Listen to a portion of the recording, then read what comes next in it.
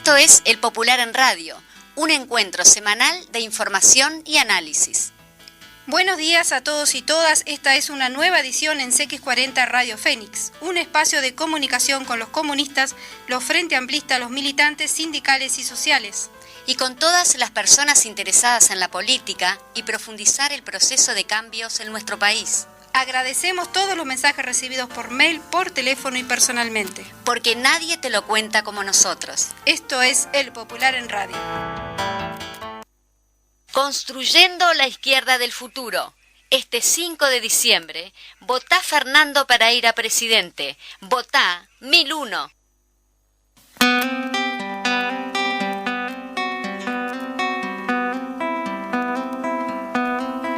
Muy buenos días, aquí estamos como todos los viernes a las 12 del mediodía y hasta las 13 horas en El Popular en Radio, bien acompañados aquí por María José Pedraja y quien les habla Victoria Alfaro, y con dos invitados especiales que vamos a nombrar a continuación, que ya lo anunciamos en las redes sociales, porque hoy nos vamos a sacar muchas dudas sobre las elecciones en el BPS, que mucha gente todavía no sabe qué votar, cómo votar, cuándo votar, etcétera. Buenos días a todas y todos, muy buen viernes para todos y bueno, sí, largamos porque hay muchísimo contenido y obviamente estamos muy bien acompañadas, por supuesto. Un saludo para Juan Landaco, que hoy no nos acompaña en vivo, pero siempre está presente. Debe estar con el tema de las listas porque es sabido el tema de la campaña y bueno, estamos en multitareas. Exacto.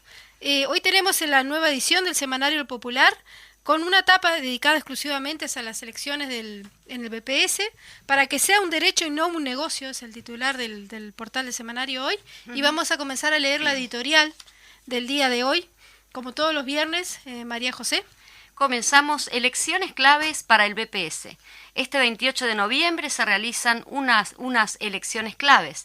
Nos referimos a la votación que elegirá a los 3 representantes sociales en el directorio del Banco de Previsión Social, BPS, por las y los trabajadores, jubilados y pensionistas y empresarios. Estas elecciones son muy importantes por varias razones, entre las que destacan 4. La primera es por su dimensión.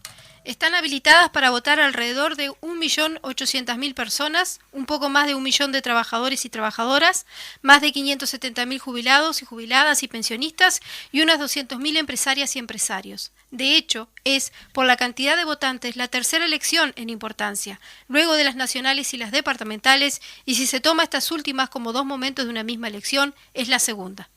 De cualquier manera, se expresa en esta elección para los representantes sociales en el directorio del BPS una parte muy importante, la mayoría de nuestro pueblo.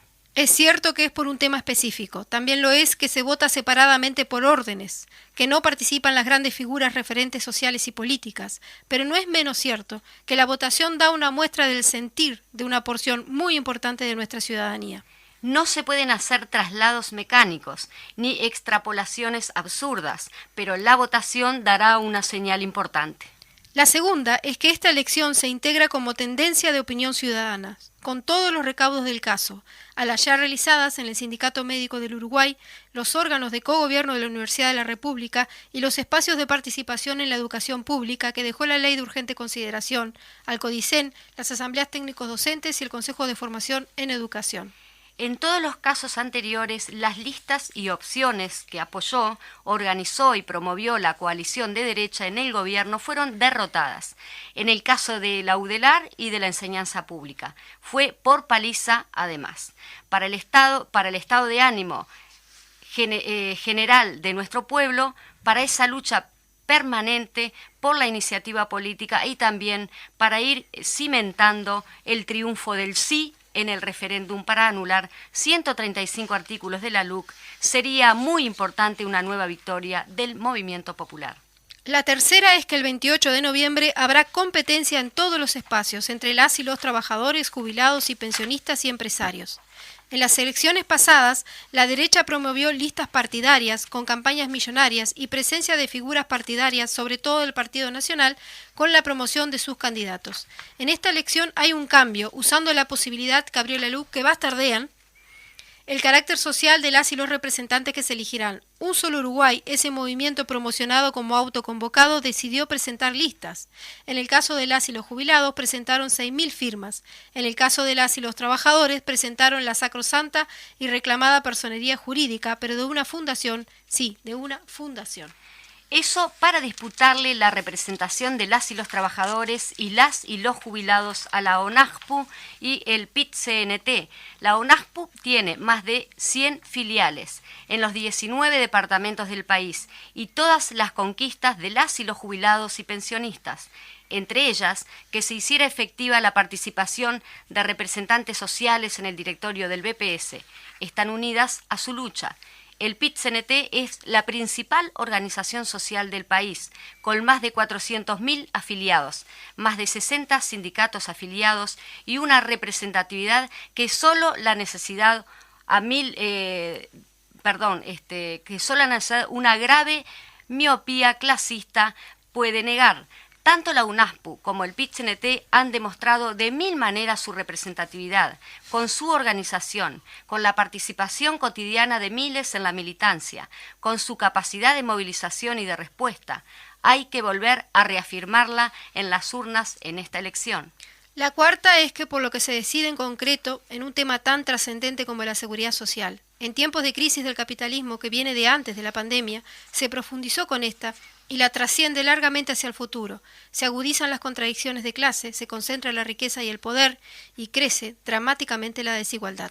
En estos momentos, como este que vivimos, es fundamental tener una seguridad social fuerte, solidaria, universal, para atemperar ese impacto, sobre todo en las más vulnerables. La derecha y las clases dominantes, de las cuales su expresión Un Solo Uruguay, están llevando adelante un ajuste brutal contra nuestro pueblo.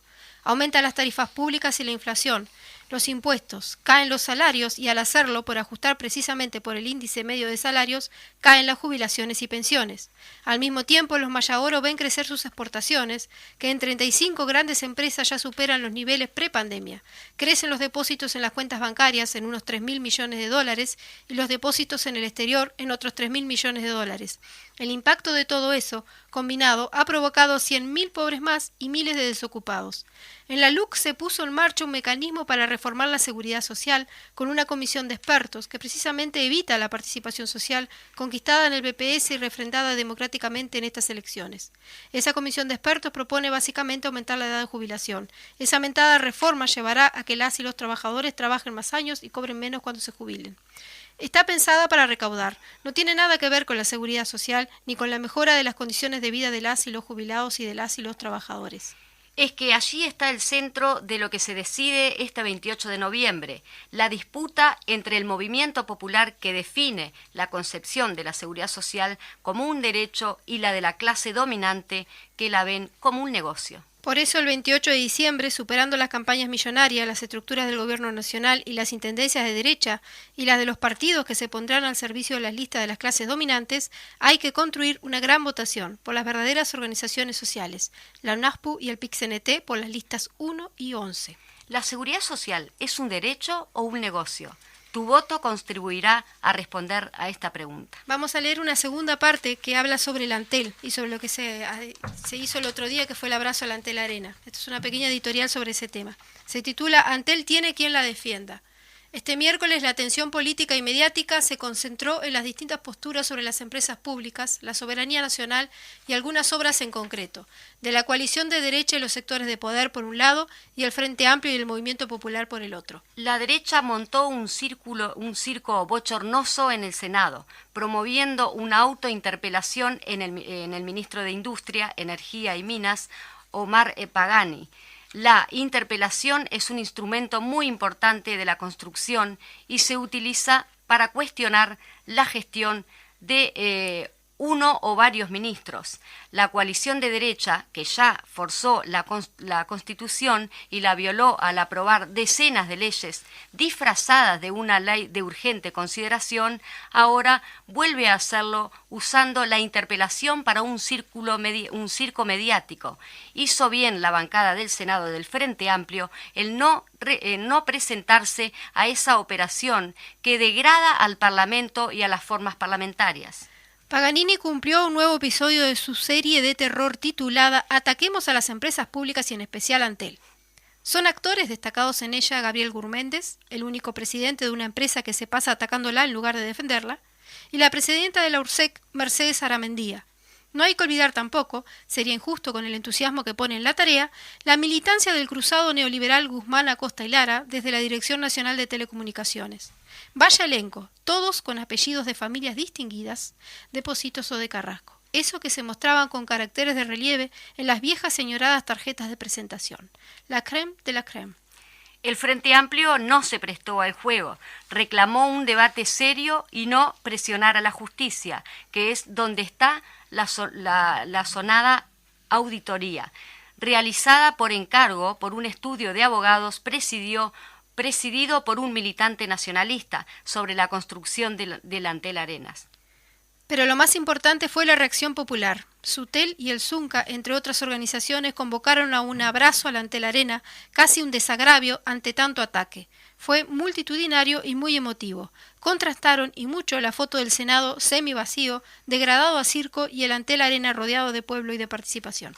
Sería bueno que las y los componentes del Task Force contra Antel, de tan distinguidos apellidos, tomaran nota, por si no les alcanzó el pronunciamiento popular de 1992, ni las miles de firmas de 2000, es conveniente que los recuerden. Antel tiene quien lo defienda. Bien, hasta aquí era la editorial en 2 pedazos en esta ocasión. Andamos, hoy se notó que vamos a mil y obviamente algunos errores de lectura y bueno, también por la dinámica de... Exacto, y queremos aquí tenemos... respetar a nuestros invitados. Queremos ir bastante rápido hoy porque tenemos 2 invitados especiales, a ver si los presentás, María José. Bien, tenemos acá a mi izquierda Ariel Ferrari y tenemos de frente al contador Val.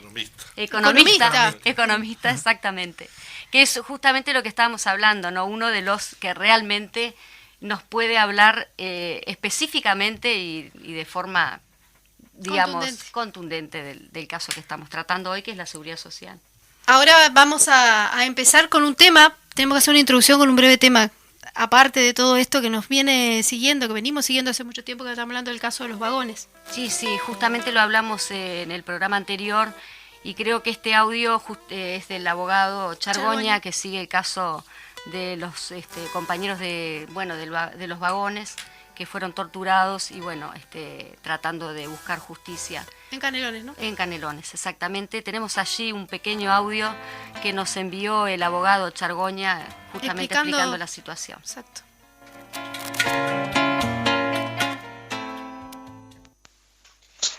La semana pasada, el Tribunal de Apelaciones en lo Penal de primer turno, que está integrado por los magistrados Alberto Reyes, Graciela Gatti y Sergio Torres, revocó la decisión del juez de Canelones de archivar la causa de los vagones. Recordemos que el juez Sobot en su momento había considerado que los delitos estaban prescriptos por el paso del tiempo y esto lo acaba de revocar la semana pasada el Tribunal de Apelaciones en lo Penal, por lo tanto la causa se tiene que desarchivar y tiene que seguir, va a volver al juzgado de Canelones para seguir todas las etapas que corresponden a un juicio de esta naturaleza.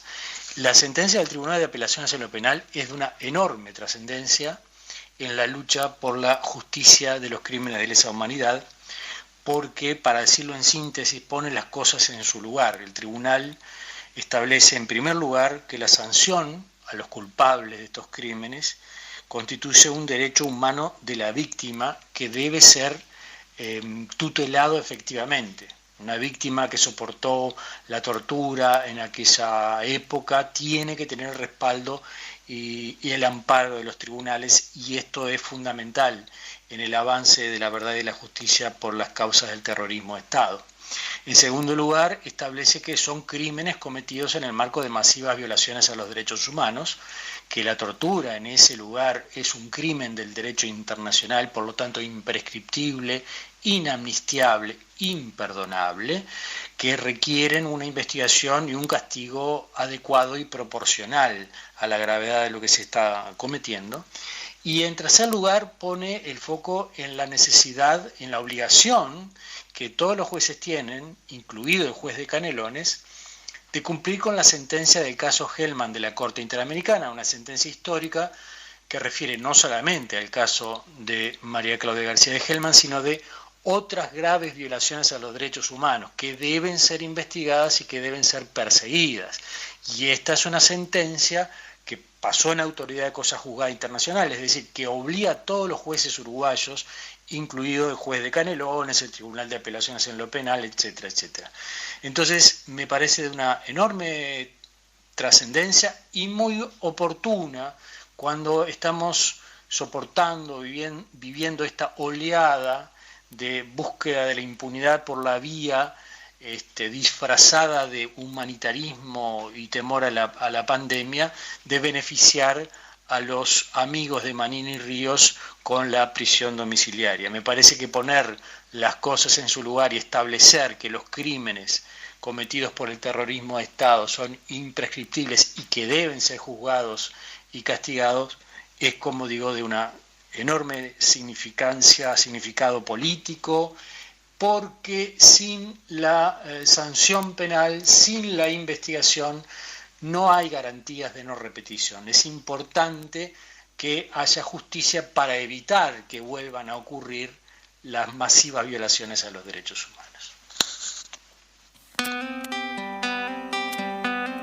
Era Pablo Chargoña, entonces, abogado del caso de los vagones en Canelones, en base a una tortura denunciada en aquella época, en la época de la dictadura militar. ¿Podías leernos? Sí, por ahí lo mencionamos el programa anterior, pero leer, sí, justamente de uno de los implicados, que es Ricardo Echeverri, recibimos este mensaje que dice: compañeros, con mucha alegría le contamos que el Tribunal de Apelaciones en Penal de primer turno nos acaba de notificar una sentencia muy trascendente. Revoca el archivo dispuesto por el juez Sobot de Canelones. Es trascendente porque permite continuar la investigación sobre tortura, ampara entonces el derecho a la tutela judicial de las víctimas que fueron torturadas en los vagones, aplica al derecho que corresponde a casos de crímenes cometidos por el aparato estatal, en el que el derecho internacional es de referencia insoslayable, y porque subraya la obligación de todos los tribunales uruguayos de cumplir cabalmente con la sentencia de la Corte Interamericana del caso Hellman y desaplicar en consecuencia la norma de prescripción. Obviamente que esto permite seguir avanzando en cuanto a la investigación y bueno, es una buena noticia, si bien no bueno recordar todo. Que estamos ante delitos de lesa humanidad, ¿no? Exactamente. No son cualquier tipo de delitos y por eso es imprescriptible. Vamos a seguir acá citando recomendando algunos artículos de la edición de hoy del Popular, que también está en la página web www.elpopularuy. Y tenemos una noticia internacional afirmada por Ronnie Corvo, con Cuba en el corazón, donde relata lo sucedido el pasado lunes en Cuba y de cómo todo ha pasado a ser la normalidad, y también del acto que se hizo en homenaje al embajador cubano en el PIC-CNT, y donde se entregaron 500.000 jeringas más para los cubanos puedan seguir con su plan de vacunación debido a la falta de insumos médicos por el bloqueo. Claro, porque no es con plata Unidos. que se resuelve. En este sentido hay que mandarle los materiales directamente. Exacto, porque le está faltando materiales médicos, como son tan sencillos que acá lo compramos en una farmacia, ya Exactamente. No hay jeringas. Después tenemos otra contratapa que está muy buena, de Gonzalo Pereira, que habla Las lágrimas que regalan lágrimas, que es sobre la reunión en Glasgow del clima y de la situación que, según el autor, Glasgow era capitalismo versus vida, terminó en capitalismo y lágrimas, dice él. Dice: el político conservador británico de origen bengalí, Alok Sharma, ministro del gobierno de Boris Johnson, puede ocupar un lugar en la historia por un doble motivo lacrimal. Encargado de la presidencia de la COP26, la cumbre convocada por la ONU en Glasgow, Escocia, con el objetivo de pactar medidas globales para detener el proceso de calentamiento global, ante algunas claras intervenciones finales que remarcaban que el texto aprobado en la cumbre era una verdadera vergüenza, rompió en lágrimas, mostrándose apesadumbrado e indicando su frustración. De todos los intentos de pactos climáticos realizados hasta la fecha, el de Glasgow es el fracaso más rotundo y por lejos, particularmente porque venía precedido de un gran consenso en la comunidad científica respecto a que las medidas actualmente pactadas, no siempre cumplidas, para frenar el calentamiento global no están teniendo ningún éxito, sino que además el proceso se está agravando y acelerando al punto de poner en rigurosa duda la existencia de la vida humana en la Tierra para el siglo que viene, el siglo XXII. Bien. Abrimos puntos suspensivos. No sabemos qué tal será el futuro de la humanidad con este capitalismo salvaje que tenemos y encima con una pandemia que en parte también se debe a los cambios en el clima. Así que, bueno, veremos qué sucede a futuro y si los gobiernos se ponen las pilas delante de las grandes corporaciones. Y aquí estamos, volvemos al... Y vamos a dar el paso a nuestros invitados. Exacto. Ariel Ferrari, con y una Hugo larga Bay, trayectoria, y Hugo Bay. Que dijimos Bay, pero no dijimos el nombre. Hugo Bay, economista, y es el especialista que justamente por eso lo tenemos aquí hoy. Unas primeras palabras, Ariel. Vamos, ahí va, Bueno, vamos, la ronda. Primero saludar a la audiencia, agradecer al Popular en Radio por la invitación, por una cuestión hasta de compromiso, mandarle un saludo muy grande a los compañeros de que siguen tomando un tema como son los derechos humanos que nos involucran a todos, y en particular los vagones. Bueno, mi padre estuvo ahí un tiempo, entonces creo que haya justicia, que se sepa la verdad, mientras, bueno, tengamos fuerzas cada uno desde su lugar, reivindicar eso. No lo hacemos solo nosotros en el Uruguay, cuando a veces se dice que cosas que pasaron hace 50 años, bueno, lo hace el mundo, lo siguen haciendo los armenios, lo hacen los judíos, se hacen los españoles, y bueno, y pasan de generación en generación, ¿no? La posta, porque no tienen prescripción, como muy bien se resolvió acá. Entonces, bueno, pero hoy estamos hablando a pocos días de una lesión bien importante que también tiene que ver con un derecho humano fundamental. Exacto. Que es la seguridad social, que mucho no se sabe y por eso le da posibilidades a algunos de mirar solo como un problema de sostenibilidad financiera, y que como la plata no alcanza y le dicen que es deficitario, bueno, vamos a recortar. Un derecho humano hay que cumplirlo, no se puede pensar solamente en la sostenibilidad financiera, sí hay que ver cómo se financia, pero no sobre la base de recortar derechos, sino mirar también la sostenibilidad social, cómo los beneficios que se dan llegan al conjunto de la sociedad y son suficientes, porque también el tema de la suficiencia es un principio de seguridad social, ¿no?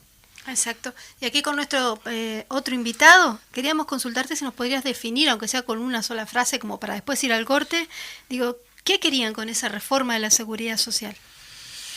Bueno, justamente la semana pasada se aprobó el documento con recomendaciones que elaboraron los 9 delegados del gobierno, en esta comisión de expertos creada en la LUC, que fue aprobado por una mayoría de la comisión, pero que fue rechazado por los 3 delegados del Frente Amplio, por el delegado de la ONASPU y, en mi caso, como delegado del PIT-CNT, y que básicamente centra un poco la discusión sobre la sostenibilidad económico-financiera pura y exclusivamente en cómo contener el gasto en materia de seguridad social. Y cuando hablamos de contener el gasto, como decía Ariel, estamos hablando puro y duro de recortar beneficios, de recortar derechos, de en cierta forma disminuir las prestaciones de quienes hoy están trabajando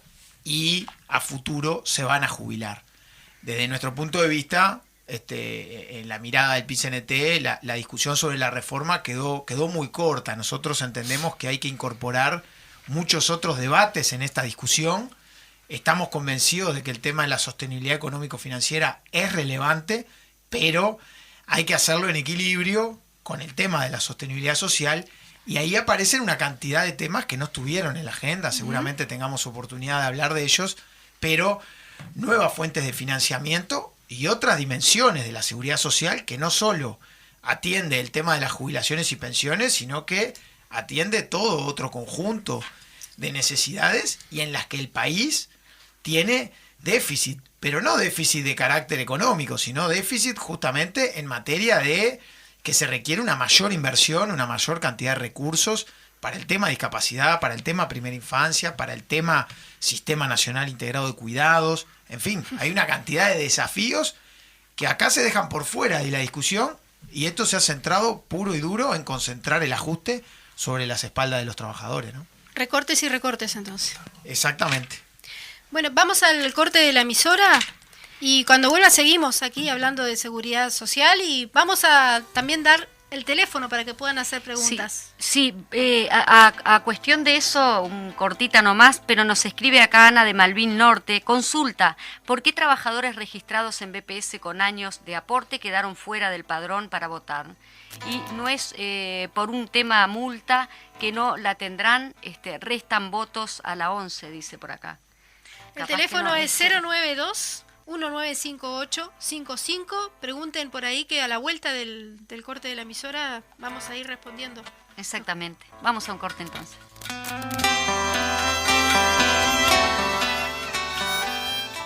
Construyendo la izquierda del futuro.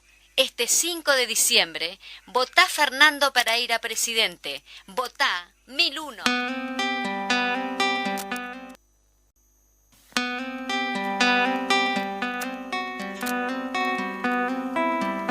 Aquí estamos nuevamente en el Popular en Radio con nuestros invitados para hablar sobre las elecciones del BPS. Tenías una pregunta que hacer, María José. Sí, justamente le iba a preguntar a Ariel ¿por qué el BPS realiza elecciones? Bueno, primero a las que mandó el WhatsApp y dice Sí, que directores... Ana de Malvin Norte. Ana. El padrón se construyó con una fotografía que sacó el BPS el 28 de febrero. Entonces dependía en qué situación estabas ese día. Pueden sacarse una fotografía también antes, en julio, pero para no complicarla. El 28 de febrero yo estaba trabajando en la temporada en Maldonado, por lo tanto voto en el sector de trabajadores. Pero resulta que hoy soy desocupado, entonces hoy un desocupado vota.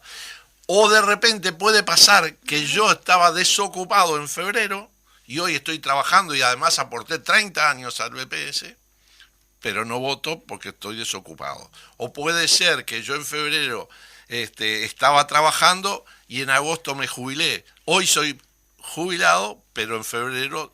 ¿Era trabajador? Claro. Y por lo tanto, hoy jubilado voto como trabajador. Esos matices tienen... Es entonces, muy buena explicación hay que esa. ver esa fotografía, ese momento para saber si está... Si por error, que hay algunos ya detectados, no se incluyó en el padrón alguna persona, ya venció el tiempo de reclamar, hubo un tiempo en agosto, en septiembre que podías entrar y reclamar, así le pasó a nuestro candidato, el candidato de la lista 1, Sisto Amaro, increíble, director, representante de los jubilados, y decía que no votaban los jubilados porque no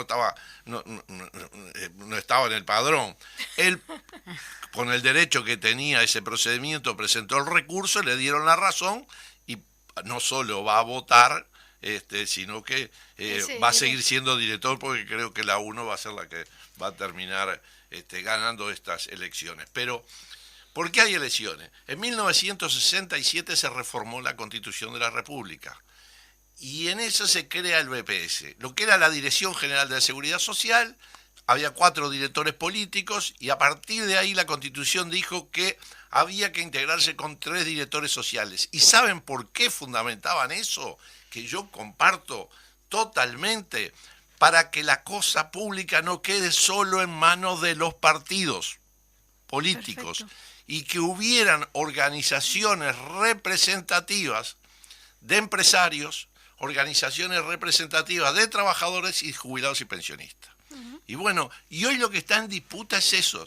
Si él va a ocupar el directorio del BPS, organizaciones representativas que dentro de su estructura, como hizo la UNASPU, con más de 100 asociaciones a lo largo y ancho del país, hubo un proceso donde se presentaron candidatos y hubieron 15 asociaciones que nos presentaron y después el voto fue virtual porque no pudimos hacer el congreso presencial, bueno, se eligieron y los 6 más votados somos los que integramos la lista.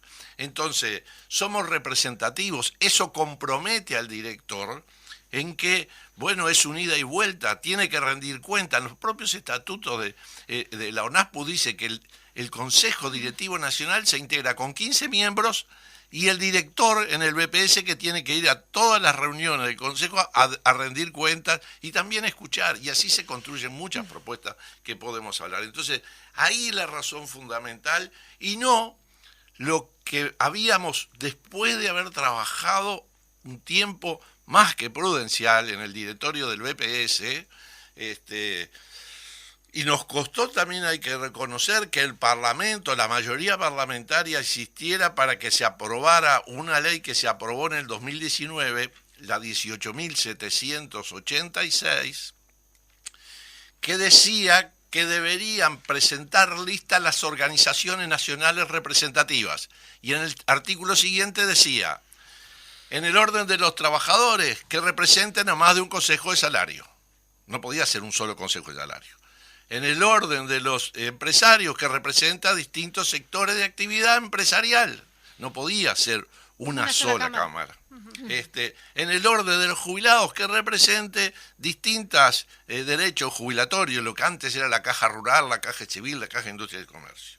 Bueno, pero esa ley que se aprobó en el 2019 no es la que aplicamos ahora, porque en la ley de urgente consideración se derogaron estos artículos, se eliminaron esos artículos. El 399 es uno de los 135 artículos que está. Y se volvió a la ley que regía de 1992, que decía, con el 1% de los habilitados yo puedo presentar. Entonces acá vemos 4, juntamos 2 más.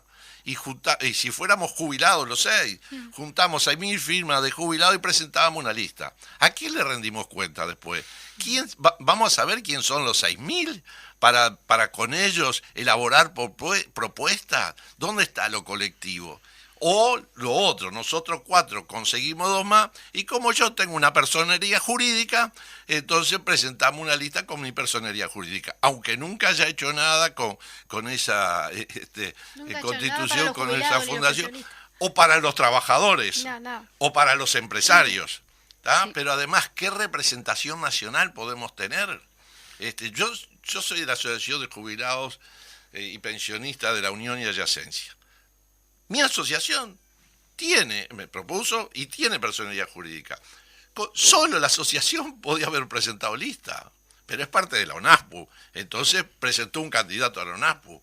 Ahora, supongamos, la asociación representa a los jubilados de la Unión, de Adyacencia, pero a los de Bella Unión no los representa.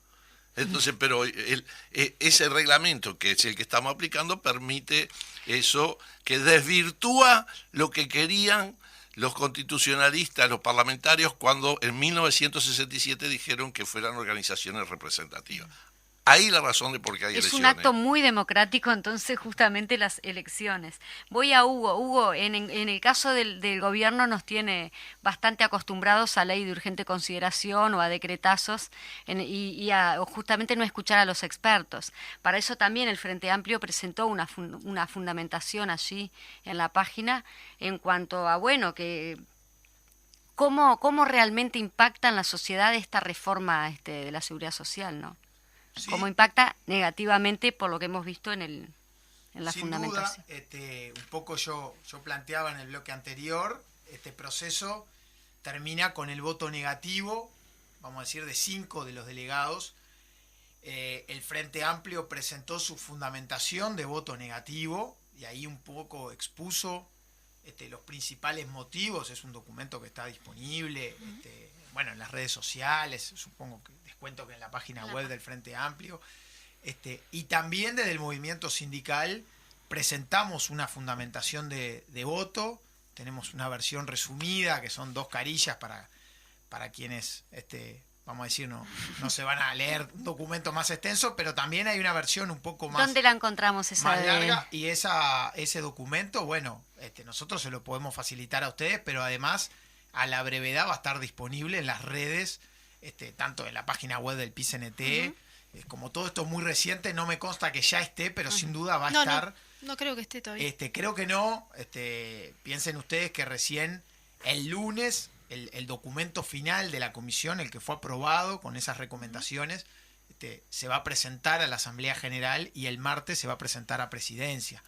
Entonces también un poco ahí va a ser el momento de dar mayor difusión posible a por qué nosotros consideramos que esas recomendaciones son inadecuadas, inconvenientes y que cargan todo el peso del ajuste en los trabajadores. Y en ese sentido, cuando uno mira el documento, en primer lugar se encuentra, bueno, cuáles son esas medidas que van a recortar derechos, beneficios y prestaciones. Bueno, se va a obligar a que todos los trabajadores, al barrer y sin contemplar ningún tipo de desigualdad, ningún tipo de situación, todos los trabajadores que hoy tienen entre 46 y 50 años, su edad mínima de jubilación pase a ser de 65 años. Hoy es de 60, ¿verdad?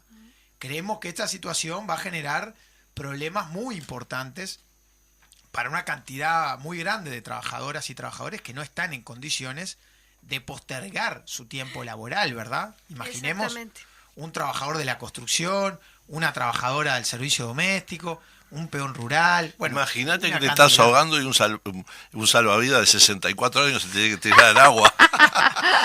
Porque tiene que trabajar hasta los 65, ¿no? Hoy en día es difícil conseguir trabajo a los 50, a los 40, a los 50 años, imagínate. No, pero aparte un bajo porcentaje de gente que se va a poder jubilar también. Exactamente, porque además, bueno, esto que apuntabas tú, justamente las empresas muchas veces tienen políticas directas de deshacerse de los trabajadores cuando llegan a cierta edad.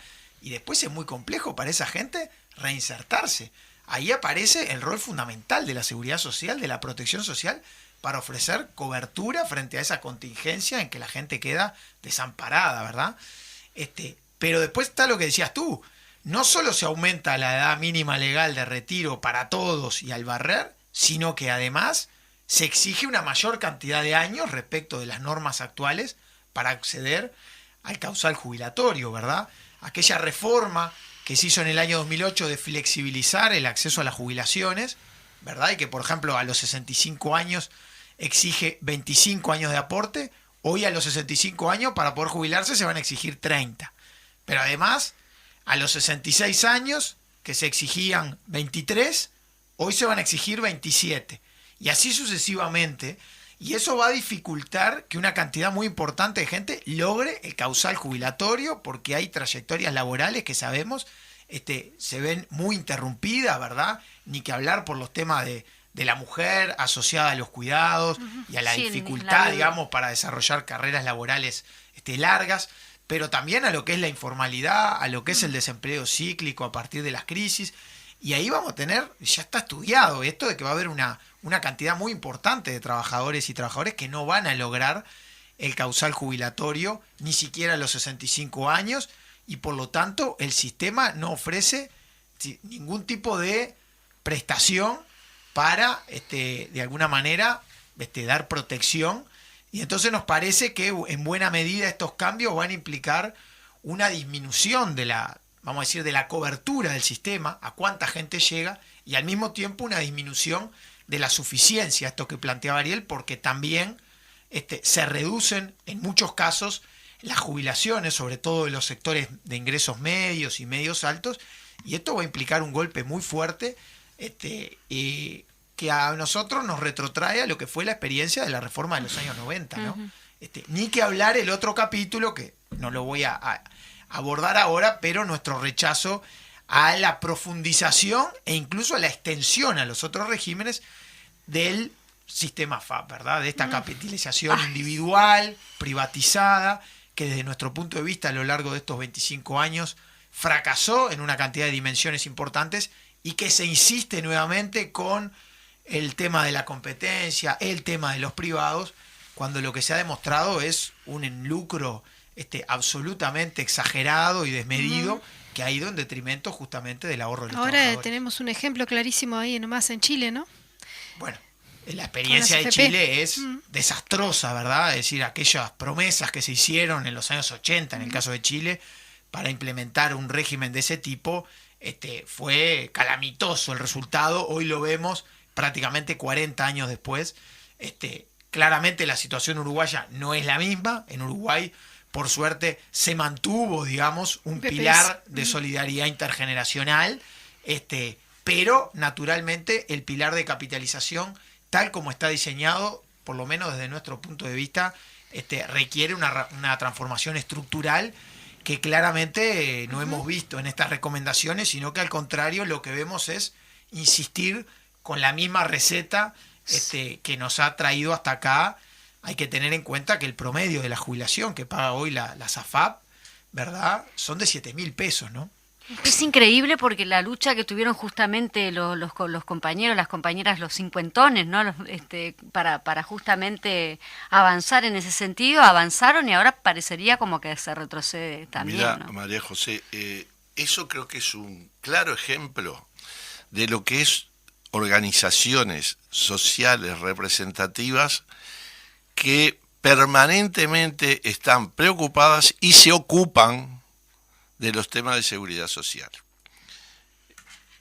Y en esto coincidimos la visión que tenemos el PIT-CNT y la ONASPU, y por eso, somos aliados estratégicos, somos parte del bloque social de los cambios, junto con la FEU, junto con FUBA, con otras organizaciones feministas además, que es de alguna forma lo que va a estar en disputa, es si se fortalece, porque las organizaciones, además de mantener el lugar en el directorio del BPS, tienen un respaldo muy fuerte con miles y miles de votos, y nos debilitamos para todas las batallas que tenemos por delante.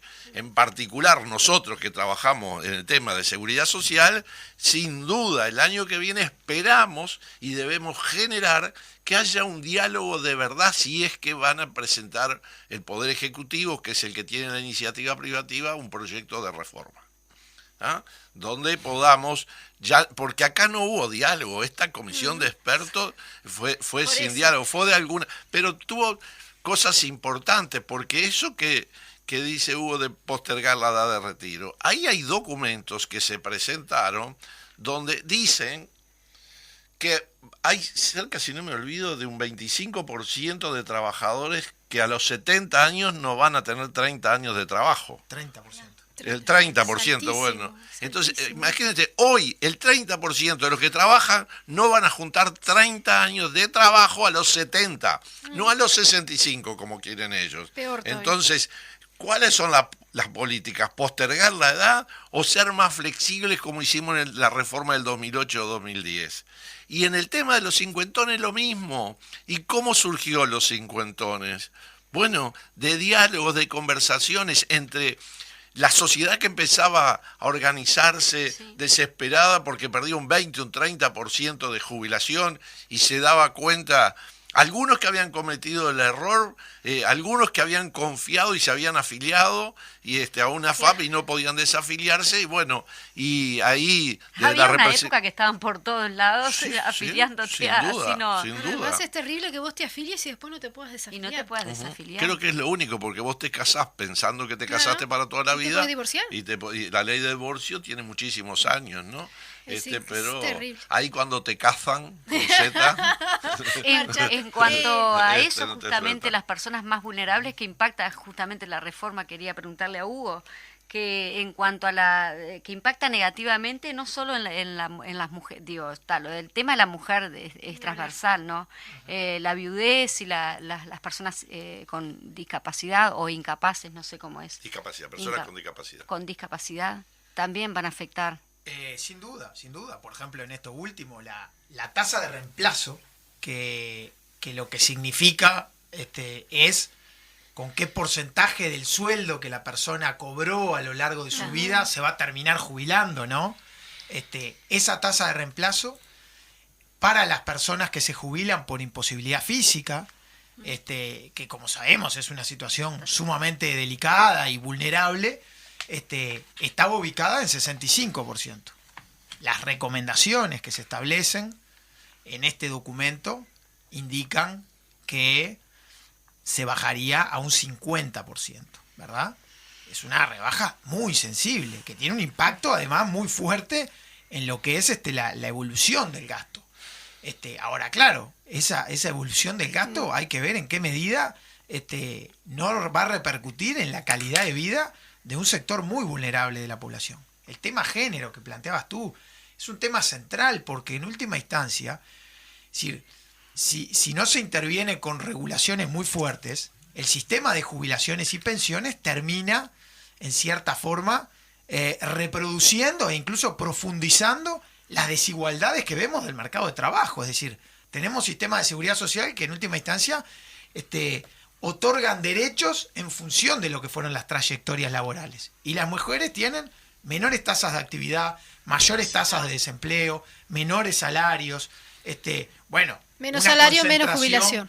Exactamente, mucho mayor concentración de lo que es el trabajo no remunerado, ¿verdad? Que es un trabajo fundamental para la reproducción de la vida en la sociedad, pero que no genera ningún derecho a los efectos del tema jubilatorio. Entonces, en esta reforma, naturalmente eso no se tomó en cuenta, por lo menos como nosotros entendemos que era debido, y al mismo tiempo se exige un aumento de los años para cobrar las pensiones de sobrevivencia y otro tipo de beneficios que obviamente, como sabemos, están más concentrados en las mujeres.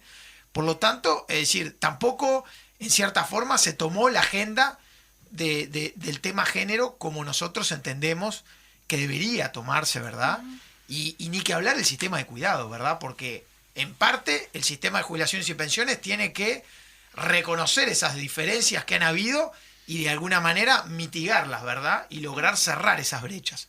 Pero además tenemos que intervenir en las etapas activas de la mujer, donde tenemos que generar las condiciones para que tengan el derecho de insertarse en las mismas condiciones que los hombres.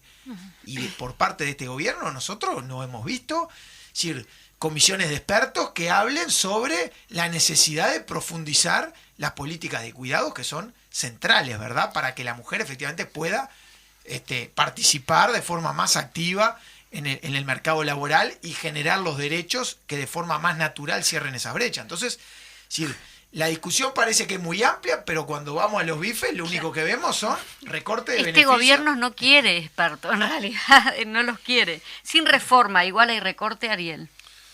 Bueno, ya estamos sufriendo recortes, aunque todavía la comisión de expertos no lo terminó. Y esa es una bandera que fue los cimientos de la creación de la ONASPU.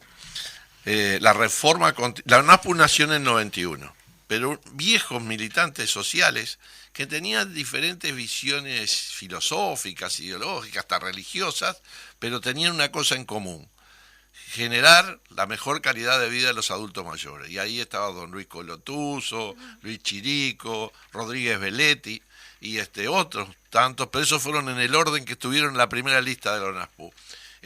Junto con asociaciones que andaban a lo largo y ancho del país, propusieron una reforma constitucional en 1989, que no fuera más el presidente de la República, sino el que fijara los aumentos de las jubilaciones fuera lo que creció el salario en el año anterior al ajuste, el índice medio de salario. Entonces, creo que no va a pasar mucha cosa en estos 40 y pocos días que queda para terminar el año que modifique lo que están acordando o lo que se está votando en los consejos de salario, que es pérdida del salario. Por lo tanto, como nos pasó el 1 de enero que perdimos un 1,8, de vuelta vamos a perder capacidad de compra en las jubilaciones y pensiones, no solo del BPS, de todas las cajas, de todos los institutos. Por lo tanto, ahí hay una forma de recortar, un ajuste eficaz, si se quiere, porque, a ver, en enero, con esa pequeña pérdida que parecería del 1,8, el BPS en el año se ahorró de pagar 76 millones de dólares. Por lo tanto, ¿cuánto más podríamos haber consumido los jubilados y pensionistas? ¿Cuánto hubiese generado en el mercado interno para el almacenero, para el bolichero, para el carnicero? ¿Cuánto esos 76 millones y cuánto se reproduce con eso y genera empleo y todo lo que significa? Y podíamos además pensar en que, el ex subsecretario del MIDES, suegro del actual ministro, Casteldebach, planteó que las políticas de cuidado son para los países ricos. A ver, tremendo análisis, ¿no? Los pobres vayan por un lado y no tienen nada y los ricos sí se favorecen. Entonces, y hemos tenido, sin modificaciones profundas, con detenciones y no aplicaciones, también recortes. Es decir, BPS insistió mucho, el director de los jubilados, que se discutiera y aportó para que nuevamente, y está resuelto, está aprobado, está ejecutado, por un año más las brigadas de oftalmólogos cubanos va a estar en el Uruguay. ¿Tá? Pero no están habiendo pesquisas, las pesquisas que hay muestras de vuelta, lo que es un director representando organizaciones. Cuando se hace el acuerdo entre los gobiernos, bueno, pero ¿y cómo se hace para ir a ver a la gente en todo el país y ver cómo la pesquisamos para saber si lo operamos o no operamos de catarata?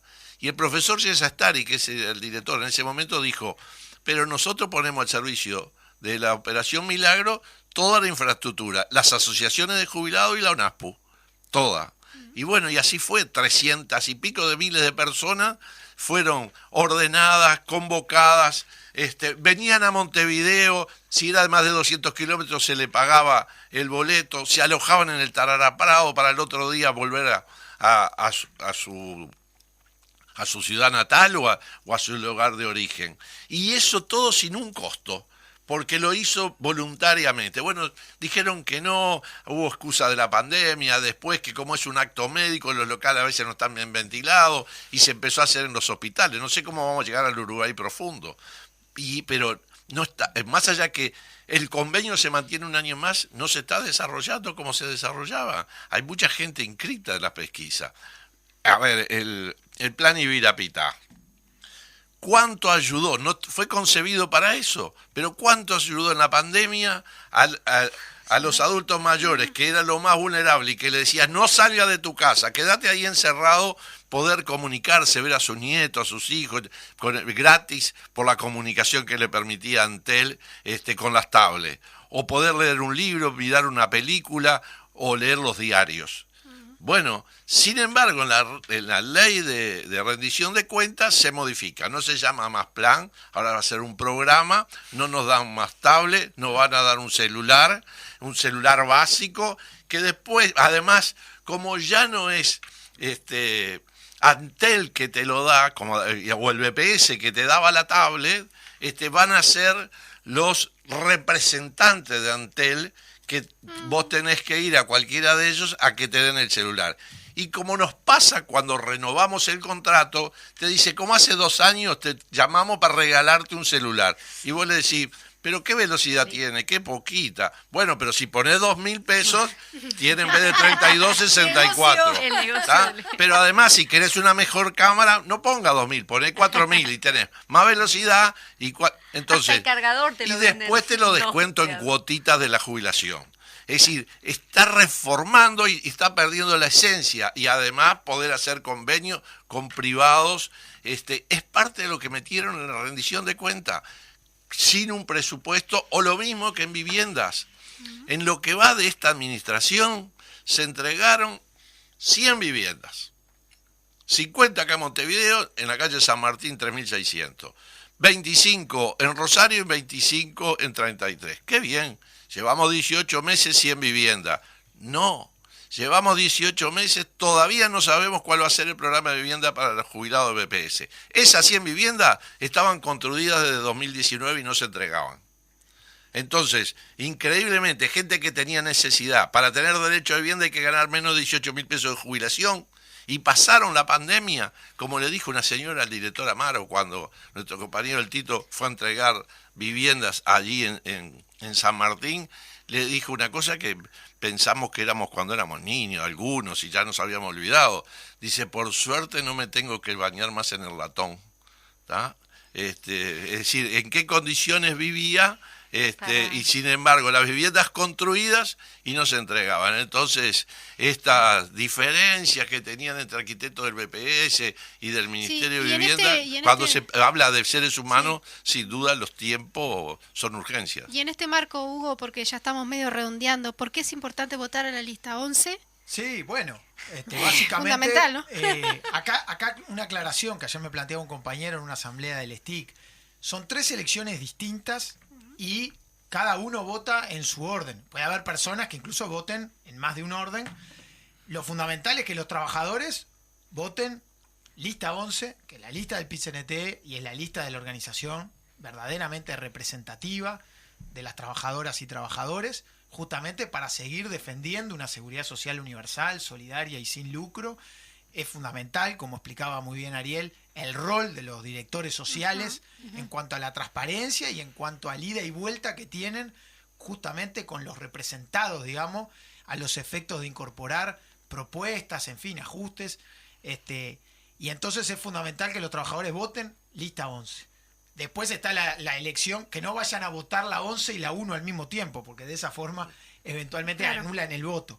Entonces, trabajadoras y trabajadores, lista 11. Y después, ni que hablar, en el caso de los jubilados, como decía Ariel, somos organizaciones de mucha experiencia y aliados estratégicos en esta pelea por la seguridad social, y en ese caso, lista 1, en el orden ¿Y en qué lugar de jubilados y vota pensionistas. la gente? Bueno, ahí hay que consultar en la página web de la Corte Electoral en este momento.